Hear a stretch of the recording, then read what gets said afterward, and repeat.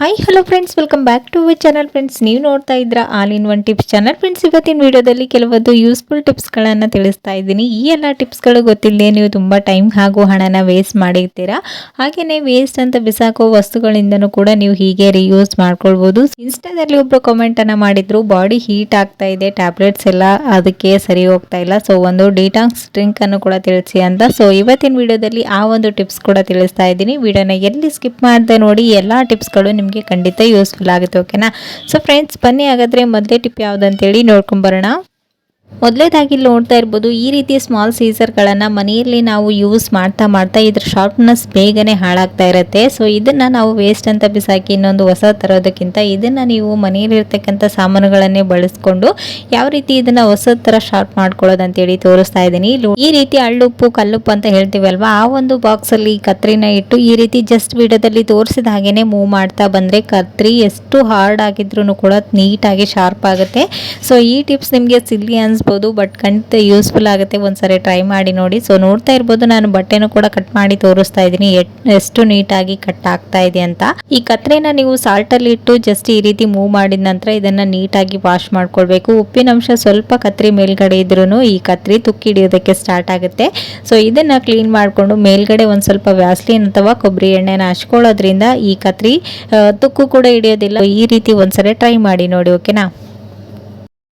Next tip ಬಂದು ಇಲ್ಲಿ ನೋಡ್ತಾ ಇರ್ಬೋದು, ಈ ರೀತಿ ಕೈ ಬೆರಳುಗಳಿಗೆ ರಿಂಗ್ಗಳನ್ನು ನಾವು ಮಕ್ಕಳಿಗಾಗಿರ್ಬೋದು ಅಥವಾ ನಾವಾಗಿರ್ಬೋದು ಫಂಕ್ಷನ್ ಎಲ್ಲಾದರೂ ಹೋಗ್ಬೇಕಂದ್ರೆ ಸಡನ್ಲಿ ನಾವು ಈ ರೀತಿ ಗೋಲ್ಡ್ ಅಥವಾ ಸಿಲ್ವರ್ ರಿಂಗ್ಗಳನ್ನು ವೇರ್ ಮಾಡಿರ್ತೀವಿ. ಬಟ್ ತೆಗಿಬೇಕಂದ್ರೆ ಒಂದು ಸ್ವಲ್ಪ ಪೇನ್ ಆದರೆ ಸಾಕು, ಬೆರಳು ಬಾವು ಬರೋದಕ್ಕೆ ಸ್ಟಾರ್ಟ್ ಆಗಿ ಅದು ತೆಗಿಯೋದಕ್ಕೇ ಬರ್ತಾ ಇರಲ್ಲ. ಸೊ ಆವಾಗ ಅದನ್ನು ಹೇಗೆ ನೀಟಾಗಿ ರಿಮೂವ್ ಮಾಡೋದು, ಒಂದು ಸ್ವಲ್ಪ ಪೇನ್ ಆಗುತ್ತೆ ಅಂತೇಳಿ ತೋರಿಸ್ತಾ ಇದ್ದೀನಿ. ಇಲ್ಲಿ ನೋಡ್ತಾ ಇರ್ಬೋದು, ಮೊದಲಿಗೆ ರಿಂಗ್ ತೆಗೆಯುವಂಥ ಬೆರಳಿಗೆ ಒಂದು ಸ್ವಲ್ಪ ವ್ಯಾಸ್ಲೈನನ್ನು ಅಪ್ಲೈ ಮಾಡ್ಕೊಳ್ಳಿ. ನಂತರ ಈ ರೀತಿ ವಿಡಿಯೋದಲ್ಲಿ ತೋರಿಸಿದಾಗೇನೆ ರಿಂಗ್ ಒಳಗಡೆ ಒಂದು ಸಣ್ಣ ದಾರನ ಸೇರಿಸ್ಬಿಟ್ಟು ಜಸ್ಟ್ ದಾರನ ಈ ರೀತಿ ಮೂವ್ ಮಾಡ್ಕೊಳ್ಬೇಕು. ಯಾವ ರೀತಿ ಸುತ್ತಿದ್ರಲ್ವಾ ಅದೇ ರೀತಿನೇ ನೀವು ಈ ರೀತಿ ಎಳ್ಕೊಳ್ತಾ ಬರಬೇಕು. ಒಬ್ರು ಮೇಲ್ಗಡೆ ಟೈಟ್ ಆಗಿ ಹಿಡ್ಕೊಂಡು ನಂತರ ಈ ರೀತಿ ಸುತ್ಕೊಳ್ತಾ ಹೋದ್ರೆ ಕೈ ಒಂದು ಸ್ವಲ್ಪನೂ ಪೇನ್ ಆಗೋದಿಲ್ಲ. ನೀಟಾಗಿ ದಾರದ ಜೊತೆಗೆ ರಿಂಗ್ ಕೂಡ ಮೂವ್ ಆಗಿಬಿಟ್ಟಿರುತ್ತೆ. ಸೊ ಆರಾಮಾಗಿ ನೀವು ಟೈಟ್ ಆಗಿರುವಂಥ ರಿಂಗನ್ನು ಈಸಿಯಾಗಿ ತೆಗೆದುಕೊಳ್ಬೋದು. ಮಕ್ಕಳಂತರೂ ತುಂಬಾನೇ ಅಳ್ತಾ ಇರ್ತಾರೆ ಒಂದೊಂದು ಟೈಮಲ್ಲಿ. ಸೊ ಈ ಒಂದು ಟಿಪ್ಸ್ ಖಂಡಿತ ಯೂಸ್ಫುಲ್ ಆಗುತ್ತೆ. ಒಂದ್ಸರಿ ಟ್ರೈ ಮಾಡಿ ನೋಡಿ. ಓಕೆನಾ? ನೆಕ್ಸ್ಟ್ ಟಿಪ್ ಬಂದು ಇಲ್ಲಿ ನೋಡ್ತಾ ಇರ್ಬೋದು, ಈ ರೀತಿ ಪಾಪಡ್ಗಳನ್ನು ನಾವು ಫ್ರೈ ಮಾಡ್ಕೊಳ್ಬೇಕಂದ್ರೆ ಹೋಲ್ಸಿರುವಂಥ ಸ್ಪೂನನ್ನು ಯೂಸ್ ಮಾಡ್ತೀವಿ. ಹಾಗೆಯೇ ಯೂಸ್ ಮಾಡಿದ್ರೂ ಕೂಡ ಅದರಲ್ಲಿ ಬರ್ತಾ ಇರಲ್ಲ ನೀಟಾಗಿ. ಇದರಲ್ಲಿ ಆಯಿಲ್ ನಾವು ತೆಗೆದುಕೊಳ್ಬೇಕಂದ್ರೆ 2 ಸ್ಪೂನನ್ನು ಯೂಸ್ ಮಾಡಬೇಕಾಗತ್ತೆ, ಇನ್ನೊಬ್ಬರ ಹೆಲ್ಪ್ ಬೇಕಾಗುತ್ತೆ. ಸೊ ನೀವು ಜಸ್ಟ್ ಈ ರೀತಿ 4 ಸ್ಪೂನನ್ನು ಯೂಸ್ ಮಾಡಿಕೊಂಡು ನೀವು ನೀಟಾಗಿ ಹಪ್ಪಳನ ಫ್ರೈ ಮಾಡ್ಕೊಳ್ಬೋದು. ಸೊ ಅದು ಹೇಗಂತೇಳಿ ತೋರಿಸ್ತಾ ಇದ್ದೀನಿ. ನೋಡ್ತಾ ಇರ್ಬೋದು, ನೀವು ವಿಡಿಯೋದಲ್ಲಿ ತೋರಿಸಿದಾಗೇ ಜಸ್ಟ್ 4 ಸ್ಪೂನ್ ಒಳಗಡೆ ಈ ರೀತಿ ನೀವು ಫಸ್ಟು ಲಾಸ್ಟಿನ ತುದಿಗೆ ಹಾಗೂ ಈ ಕಡೆ ತುದಿಗೆ ಇದನ್ನ ಹಪ್ಪಳನ ಸೇರಿಸ್ಕೊಂಡು ಜಸ್ಟ್ ಆಯಿಲಲ್ಲಿ ಈ ರೀತಿ ಡಿಪ್ ಮಾಡಿದರೆ ಸಾಕು, ನೀಟಾಗಿ ಹಪ್ಪಳ ಫ್ರೈ ಆಗುತ್ತೆ. 2 ಸೈಡ್ ಕೂಡ ಫ್ರೈ ಆದ ನಂತರ ಆಯಿಲನ್ನು ನೀವು ಈ ರೀತಿ ತೆಗೆದುಕೊಳ್ಬೋದು. ನೀವು ಯಾರ ಹೆಲ್ಪನ್ನು ಕೇಳ್ದೇನೆ ಈ ರೀತಿ ನೀವು ಈಸಿಯಾಗಿ ಒಂದು ಸ್ವಲ್ಪ ಎಣ್ಣೆಯಲ್ಲಿನೇ ನೀವು ಹಪ್ಪಳನ ಫ್ರೈ ಮಾಡ್ಕೊಳ್ಬೋದು. ಸೊ ಈ ಒಂದು ಟಿಪ್ಸ್ ಕೂಡ ಖಂಡಿತ ಯೂಸ್ಫುಲ್ ಆಗುತ್ತೆ. ಒಂದ್ಸರಿ ಟ್ರೈ ಮಾಡಿ ನೋಡಿ. ಓಕೆನಾ? ಇನ್ನೇನು ನ್ಯೂ ಇಯರ್ ಬಂತು, ಕ್ಯಾಲೆಂಡರ್ ಕೂಡ ಚೇಂಜ್ ಮಾಡಿದ್ವಿ. ಸೊ ಈ ರೀತಿ ಕ್ಯಾಲೆಂಡರ್ಗಳನ್ನು ವೇಸ್ಟ್ ಅಂತ ಬಿಸಾಕ್ತಾ ಇರ್ತೀವಿ. ಸೊ ಇದನ್ನು ನಾವು ಹೀಗೂ ಕೂಡ ರಿಯೂಸ್ ಮಾಡ್ಕೊಳ್ಬೋದು. ಸೊ ಅದು ಹೇಗಂತೇಳಿ ತೋರಿಸ್ತಾ ಇದ್ದೀನಿ. ಇಲ್ಲಿ ನೋಡ್ತಾ ಇರ್ಬೋದು, ಮೊದಲಿಗೆ ಈ ಕ್ಯಾಲೆಂಡರ್ನ ನಾವು ಒಂದು ಕಾಟನ್ ಬಾಕ್ಸ್ ಒಳಗಡೆ ಹಾಕ್ಕೊಳ್ಬೇಕು. ಈ ರೀತಿ ಈರುಳ್ಳಿಗಳನ್ನು ನಾವು ಎಲ್ಲಾದರೂ ಒಂದು ಮುಡ್ಡಿಯಲ್ಲೇ ಹಾಕ್ಬಿಟ್ಟಾಗ ಏನಾಗುತ್ತೆ, ಇವಾಗ ಸ್ವಲ್ಪ ಕೂಲ್ ವೆದರ್ ಇರೋದ್ರಿಂದ ಹಸಿಗಡ್ಡೆ ಇದ್ರಂತರೂ ಒಂದು ಕೊಳ್ತೋದ್ರೆ ಸಾಕು, ಅದ್ರ ಜೊತೆಗೆ 4 ಈರುಳ್ಳಿ ಎಲ್ಲನೂ ಹಾಳಾಗ್ತಾ ಇರುತ್ತೆ. ಸೊ ಆವಾಗ ನೀವು ಇದನ್ನು ಒಂದು ಈ ರೀತಿ ಕಾಟನ್ ಬಾಕ್ಸಲ್ಲಿ ಕ್ಯಾಲೆಂಡರ್ ಶೀಟ್ಗಳನ್ನು ಹಾಕಿ ನಂತರ ಅದರ ಮೇಲ್ಗಡೆ ಈರುಳ್ಳಿನ ಹಾಕಿ ಈ ಕ್ಯಾಲೆಂಡರ್ ಪೀಸ್ಗಳನ್ನು ಈ ಈರುಳ್ಳಿ ಸೆಂಟ್ರಲ್ಲಿ ಇಟ್ಕೊಳ್ತಾ ಬರಬೇಕು. ಈ ರೀತಿ ಮಾಡೋದ್ರಿಂದ ಈರುಳ್ಳಿ ಡ್ರೈ ಆಗಿರೋದ್ರಿಂದ ಬೇಗನೆ ಹಾಳಾಗೋದಿಲ್ಲ. ಸೊ ಈ ಒಂದು ವಿಂಟರ್ ಸೀಸನ್ನಲ್ಲಿ ಈ ಟಿಪ್ಸ್ ಖಂಡಿತ ಯೂಸ್ಫುಲ್ ಆಗುತ್ತೆ. ವೇಸ್ಟ್ ಅಂತ ಬಿಸಾಕೋ ಕ್ಯಾಲೆಂಡರ್ಗಳನ್ನು ನೀವು ಹೀಗೂ ಕೂಡ ರಿಯೂಸ್ ಮಾಡ್ಕೊಳ್ಬೋದು.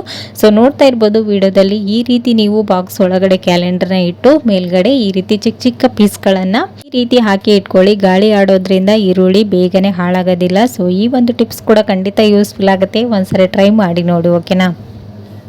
ನೆಕ್ಸ್ಟ್ ಟಿಪ್ ಬಂದು ನಿಮ್ಮ ರಿಕ್ವೆಸ್ಟೆಡ್ ಟಿಪ್ಸ್. ಊಟ ತಿಂದಿದ್ದು ಚೆನ್ನಾಗಿ ಜೀರ್ಣ ಆಗ್ತಾ ಇಲ್ಲ, ಬಾಡಿ ಹೀಟ್ ಆಗ್ತಾ ಇದೆ, ಕಾಲು ಉರಿತಾ ಇದೆ, ಮತ್ತು ಮುಖದ ಮೇಲೆಲ್ಲ ಮೊಡವೆಗಳು ಮತ್ತು ಡಾರ್ಕ್ ಸರ್ಕಲ್ ಎಲ್ಲನೂ ಬರ್ತಾ ಇದೆ ಅಂತಂದರೆ ನೀವು ಈ ಒಂದು ಡ್ರಿಂಕ್ಸ್ನ ಮಾರ್ನಿಂಗ್ ಕುಡಿಯೋದ್ರಿಂದ ನಿಮ್ಮ ಒಂದು ಎಲ್ಲ ಪ್ರಾಬ್ಲಮ್ಸ್ಗೆ ಒಂದು ಬೆಸ್ಟ್ ಮನೆಮದ್ದು ಅಂತಲೇ ಹೇಳ್ಬೋದು. ಸೊ ಏನು ಮಾಡೋದು ಬೇಕಾಗಿಲ್ಲ, ಜಸ್ಟ್ ನೀವು 1 ಟೇಬಲ್ ಸ್ಪೂನಷ್ಟು ಈ ರೀತಿ ಧನಿಯಾ ಕಾಳು ಅಂತ ಹೇಳ್ತೀವಿ ಅಲ್ವಾ, ಕೊತ್ತಂಬರಿ ಬೀಜ, ಇದನ್ನು ನೀವು 1 ಗ್ಲಾಸ್ ನೀರಿಗೆ ಹಾಕಿ ಅದನ್ನು ಅರ್ಧ ಗ್ಲಾಸ್ ನೀರಿಗೆ ಬರೋ ಹಾಗೆ ನೀಟಾಗಿ ಕುದಿಸ್ಕೊಳ್ಬೇಕು. ಇದನ್ನ ನೀಟಾಗಿ ಕುದಿಸ್ಕೊಂಡ ನಂತರ ಇಲ್ಲಿ ನೋಡ್ತಾ ಇರ್ಬೋದು ಈ ಒಂದು ಕಲರ್ಗೆ ಬರುತ್ತೆ. ಸೊ ಇದನ್ನ ನೀಟಾಗಿ ಸೋದಿಸ್ಕೊಂಡು ಇದರಲ್ಲಿ ಒಂದು ಸ್ವಲ್ಪ ಸಾಲ್ಟ್ ಅನ್ನ ಸೇರಿಸ್ಕೊಂಡು ಇದನ್ನ ಸಿಪ್ ಬೈ ಸಿಪ್ ನೀವು ಮಾರ್ನಿಂಗ್ ಖಾಲಿ ಹೊಟ್ಟೆಯಲ್ಲಿ ಕುಡಿಯೋದ್ರಿಂದ ನೀವು ತಿಂದಕ್ಕಂಥ ಆಹಾರ ನೀಟಾಗಿ ಜೀರ್ಣ ಆಗುತ್ತೆ. ಹಾಗೇನೆ ಕೂಡ ನಿಮ್ಮ ಕಾಲು ಉರಿ ಏನೆಲ್ಲ ಸಮಸ್ಯೆ ಇದೆ ಅಲ್ವಾ, ಸೊ ಅದನ್ನು ಕೂಡ ಕಂಪ್ಲೀಟ್ ಆಗಿ ಕ್ಯೂರ್ ಆಗ್ತಾ ಬರುತ್ತೆ. ಸೊ ಇದು ಕುಡಿಯೋದಕ್ಕೆ ಕಹಿ ಅಂತ ಏನು ಅನ್ಸೋದಿಲ್ಲ, ಒಂಥರ ಸಾಂಬಾರ್ ಸ್ಮೆಲ್ ಇರುತ್ತೆ ಇದಕ್ಕೆ. ಸೊ ನೀವು ಆರಾಮಾಗಿ ಕುಡಿಬೋದು, ಓಕೆನಾ. ಸೊ ನೀವು ಕೇಳಿದಂತಹ ಕ್ವಶನ್ಗೆ ಆನ್ಸರ್ ಸಿಕ್ಕಿದೆ ಅಂತ ಅನ್ಕೊಳ್ತೀನಿ ಫ್ರೆಂಡ್ಸ್. ನೆನಪಿರ್ಲಿ, ನಿಮಗೆ ಯಾವುದೇ ಕಾರಣಕ್ಕೂ ಯಾವುದೇ ಪ್ರಾಬ್ಲಮ್ ಇಲ್ಲದೇನೆ ಬಾಡಿ ವೇಟ್ ಜಾಸ್ತಿ ಆಗೋದೇ ಇಲ್ಲ. ಸೊ ಅತಿಯಾದ ನಿದ್ದೆ, ಅತಿಯಾದ ಊಟ, ಅತಿಯಾದ ಯೋಚನೆಗಳಿಂದ ನಮ್ಮ ಸೆಲ್ಫ್ ಕೇರನ್ನು ನಾವು ಮರ್ತಿರ್ತೀವಿ. ಸೊ ಆವಾಗನೇ ಮಾತ್ರ ಬಾಡಿ ವೇಟ್ ಜಾಸ್ತಿ ಆಗೋದು. ಸೊ ಹೆಲ್ತ್ ಪ್ರಾಬ್ಲಮ್ ಇದ್ರೇ ವೇಟ್ ಜಾಸ್ತಿ ಆಗುತ್ತೆ, ಸುಮ್ಮನೆ ಏನೂ ಆಗೋದಿಲ್ಲ. ಸೊ ಈ ಒಂದು ಟಿಪ್ಸ್ನ ಟ್ರೈ ಮಾಡಿ ನೋಡಿ, ಖಂಡಿತ ಒಂದು ಒಳ್ಳೆ ರಿಸಲ್ಟ್ ಸಿಗುತ್ತೆ. ಸೊ ಫ್ರೆಂಡ್ಸ್, ನೋಡಿದ್ರಲ್ವಾ ಇವತ್ತಿನ ಈ ಎಲ್ಲ ಟಿಪ್ಸ್ಗಳು ನಿಮಗೂ ಕೂಡ ಖಂಡಿತ ಯೂಸ್ಫುಲ್ ಆಯ್ತು ಅಂತ ಅನ್ಕೊಂಡಿದ್ದೀನಿ. ಯೂಸ್ಫುಲ್ ಆದರೆ ಪ್ಲೀಸ್ ಒಂದು ಲೈಕ್ ಕೊಡೋದನ್ನ ಮರಿಬೇಡಿ. ಮತ್ತೆ ನಾಳೆ ಹೊಸ ಟಿಪ್ಸ್ಗಳೊಂದಿಗೆ ಸಿಗ್ತೀನಿ. ಅಲ್ಲಿವರೆಗೂ ಟೇಕ್ ಕೇರ್, ಬಾಯ್.